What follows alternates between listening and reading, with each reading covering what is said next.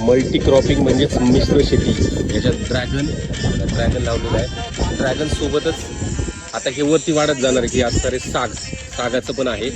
त्याच्यासोबतच आहे पेरू, Taiwan pink पेरू, बरोबर. म्हणजे 3 बघितले आणि हे 4थं जे आहे ते आता कोबीची पण लागवड इथे चालू आहे. म्हणजे एकाच याच्यात बघा किती high density plantation plus multi cropping, म्हणजे वेगवेगळ्या पद्धतीची जी शेती जी आहे ही असं करून जे शेतकरी जे आहेत आपले पवार सर, त्यांचं जी शेती जर बघितली तर अतिशय उत्कृष्ट असं आहे, बरोबर. आणि जिथं जास्त तुम्हाला भाव मिळेल ते ठेवायचं आणि बाकीचं जसं पुढे पुढे आपण जाऊ 2 वर्ष 3 वर्ष 4 वर्ष तसं त्याच्याबदले आपण काही काढून घेणार. अर्थात साग सरळवरती वाढत जाणार आहे, त्याच्यामुळे त्याचा काही प्रॉब्लेम येणार नाही आहे, बरोबर.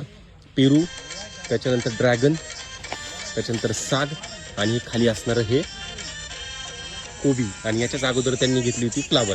हे असं सगळं जे नियोजन आहे हे मिश्र शेती आपण याला म्हणतो. आणि ही मिश्र शेतीचं हे उत्तम उदाहरण इथं आहे आपल्याकडे.